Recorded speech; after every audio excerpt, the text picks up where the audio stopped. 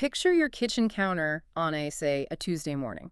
It is an absolute disaster zone. Uh-huh. There's a half-eaten sandwich, a pile of mail, maybe a random screwdriver you left out from fixing a cabinet, and a coffee mug. The usual. Right. Now imagine you have a billion-dollar robot standing there. You point and you say, hey, hand me the tool to fix the cabinet. To you, that is like a 5-second task. For the robot. That is a cognitive nightmare. And that is what frustrates me about the current state of AI. We have these chatbots that can write, sonnets in the style of Shakespeare. Yeah. But if I asked a robot to grab a spoon from a messy drawer, it acts like it's diffusing a bomb. It really does. Yeah. And that gap between the digital genius of a chatbot and the physical clumsiness of a robot is exactly what we are unpacking today. Okay. We've got a fascinating paper from 2025 coming out of A-Star Singapore and Nanyang Technological University. It's titled From Grounding to Manipulation.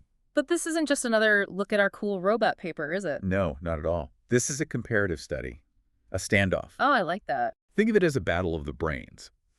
The researchers realized we have 3 completely different philosophies on how to wire a robot's mind using these foundation models. And they didn't just theorize about it. No, they built all 3 architectures and pitted them against each other in the real world to see which one, actually works. A gladiator match for neural networks. So our mission today is to figure out why robots still struggle with visual common sense and which of these 3 contenders is going to finally solve the messy kitchen problem. Exactly. And the results are, well, they're messy too, but in a very instructive way. All right, let's meet the fighters. The paper outlines 3 integration paradigms. I want to break these down so we all understand what we're rooting for. Who is contender number 1? So contender number 1 is the end-to-end VLA. That stands for Vision Language Action. VLA. Okay. How should I visualize this one? Think of this one as the instinctive athlete. The jock of the group. In a way, yes. It relies on muscle memory. You feed the camera input and your voice command into one side of a massive neural network. And then what? And it immediately spits out motor actions, joint angles, gripper movements on the other side. So there's no middle manager. No step where it stops and says, I have identified a mug. Nope. It's all implicit. It unifies perception and planning into one big black box. And what are some examples? Well, prominent examples here are models like OpenVLA, Google's RT2, and a new diffusion-based model mentioned in the paper called Pi0. It just sees pixels and outputs motion. That sounds really fast, but it also sounds reckless. I mean, if it doesn't explicitly identify the object, how does it know what it's doing? That is the big question. It learns the correlation between pixels and success. It's like a tennis player returning a serve. Okay. They aren't calculating wind speed and trajectory physics in their head. They just know where to put the racket based on thousands of hours of practice. Okay, so high performance, low introspection. I get it. Who is contender number 2? This is the modular VLM pipeline. I call this one the specialist team. The specialist team. Or maybe the assembly line. Okay, so rather than one big brain, we have departments. Precisely. You chain together different experts. First, you have a vision language model. The paper uses something called Grounding Dino. Grounding Dino, that's a great name. It is. And its only job is to look at the scene and draw a green box around the coffee cup. It doesn't know how to move an arm, it just points. So it points at the cup, and then what? It passes those coordinates, the where to, a totally separate planner or controller algorithm that then calculates the path to move the arm. So it's highly structured, very organized. Very. And it's interpretable. If the robot misses, you know exactly who to blame. Did the vision guy miss the cup? Or did the movement guy fumble the catch? I see. Plus, it's really efficient. Yeah. These models often use like 1% of the parameters of the big VLA models. Efficient, organized, but I'm sensing a but. It sounds a bit rigid, like an assembly line breaks down if you throw a wrench in the gears. You are foreshadowing the results perfectly. The specialist team is great when everything follows the rules, but the real world rarely follows the rules. Exactly. Okay, I'm with you. Bring on contender number 3. Contender number 3 is the MLLM agent. This is the CEO, or the cognitive orchestrator. The boss. The boss. You take a massive, multimodal, large language model, and we're talking the real heavy hitters here, like GPT-4o, Gemini 2.0, Oh, wow. or even GPT-5, which actually appears in their source data tables. Wait, GPT-5 is in the data already? It's listed right there in the comparison tables for the eye test. And what happens is the MLLM takes your command, reasons about it, maybe writes some code or calls a tool like a detector, and then issues these high-level orders. So this is the one that actually understands what I mean when I say cleanup. Theoretically, yes, Yeah. it has that visual common sense. But, like many CEOs, it can be resource-heavy, expensive to run, and sometimes a bit slow to react to what's happening on the ground floor. Right. It's sitting in the ivory tower thinking big thoughts while the robot arm is just waiting for instructions. You got it. Okay. So we have the instinctive athlete, the VLA, the specialist team, the modular one, and the CEO, the MLLM.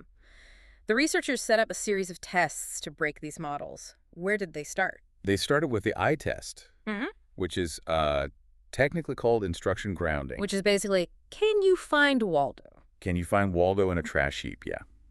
The tables in this study were incredibly messy: cans, markers, toys, just random debris. And they didn't just use simple commands. They tested two types, explicit and implicit. Give me an example. Okay, so explicit is easy. Pick up the red capped marker. All three paradigms are generally pretty decent at this. You just match the word red to the red pixels. Okay.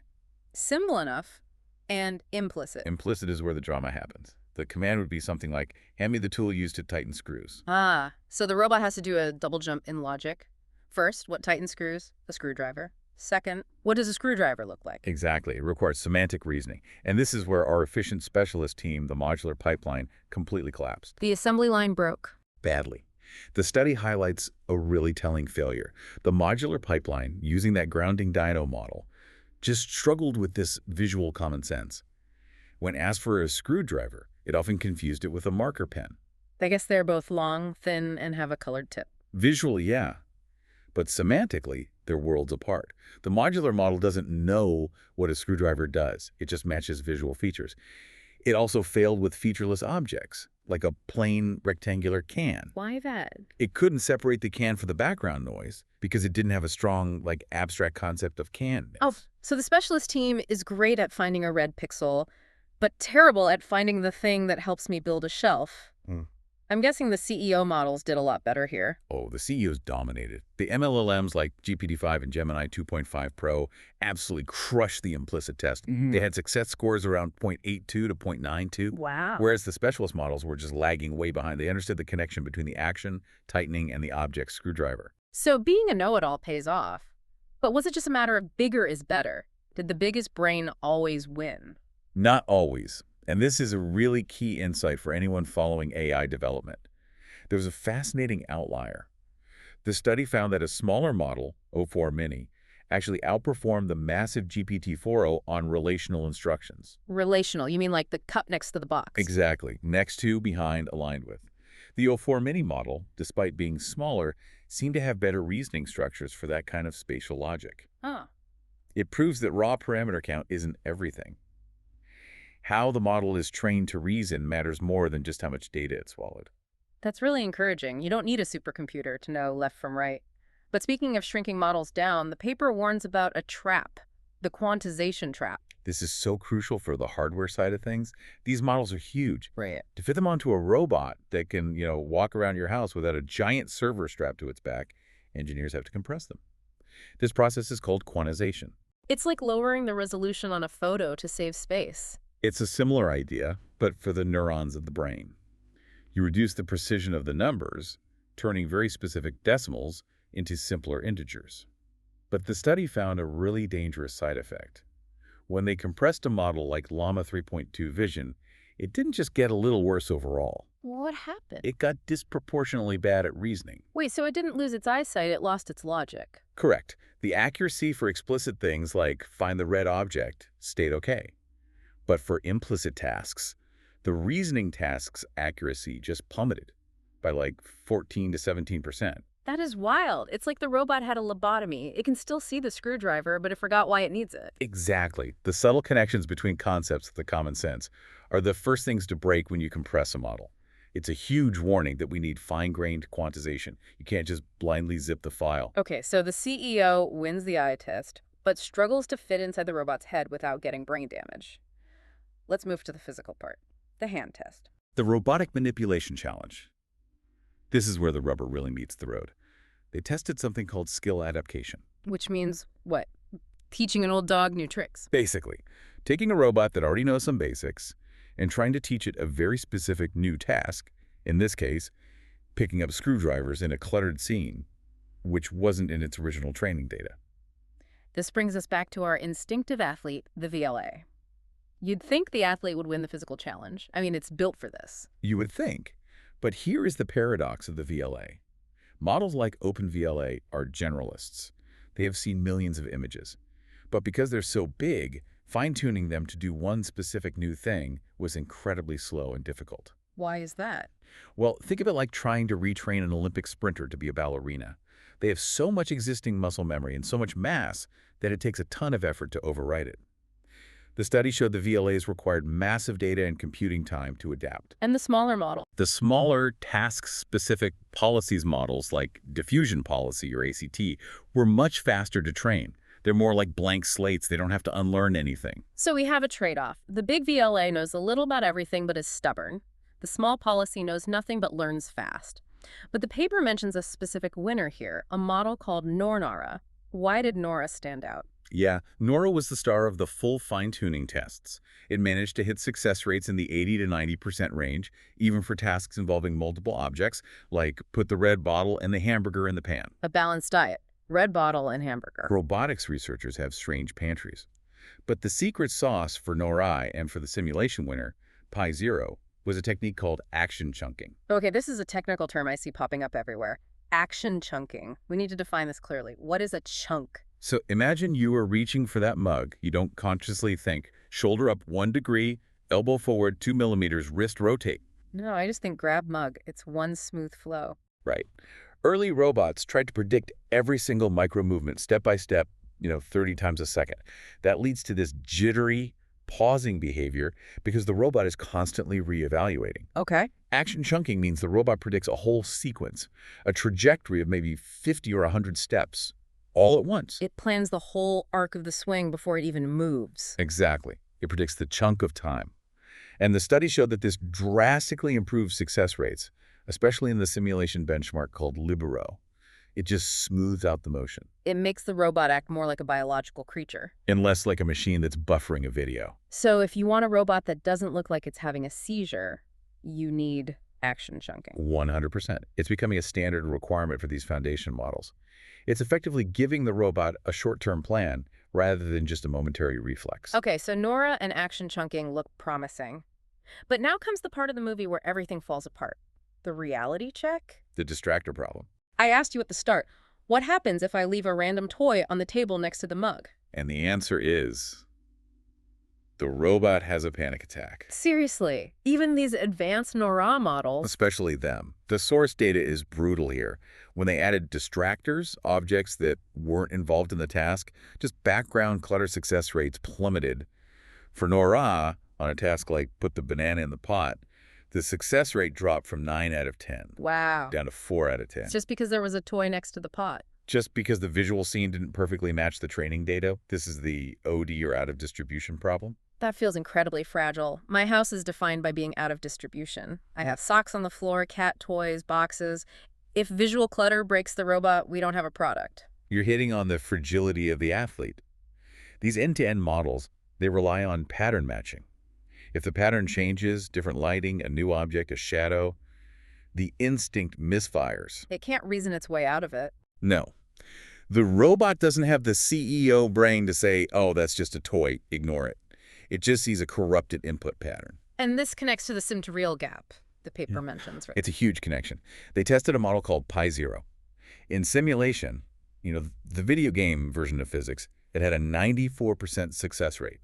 It looked unstoppable. And in the real world?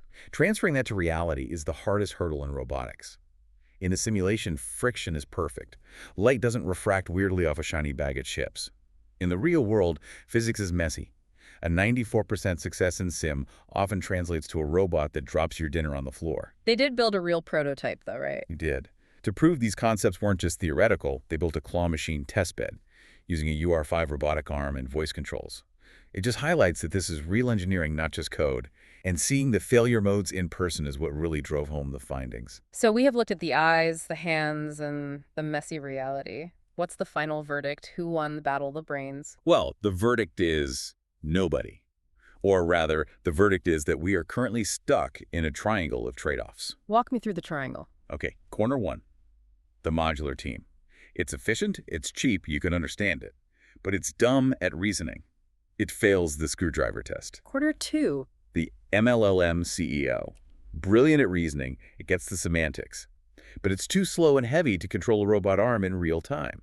You can't wait 5 seconds for the CEO to decide to stop squeezing the egg. And corner three. The VLA athlete. The future of fluid movement. But right now, it's a black box, it's hard to train on new tricks, and it's terrified of random toys. So the paper concludes we need some kind of hybrid. Exactly. The researchers point toward a few solutions. First, fine-grained quantization. We need to compress the CEO brains without lobotomizing them. And second, we need better data efficiency for the athlete so it can learn without seeing a million examples. Essentially, we need the reasoning of the CEO compressed into the reflex speed of the athlete. That is the holy grail. And until we get there, your kitchen robot might occasionally throw a screwdriver into the dishwasher because it thinks it's a fork. I want to end on a slightly provocative thought that came up when reading the discussion section. We talked about the VLA being a black box. Yes, this is the interpretability issue that keeps engineers up at night.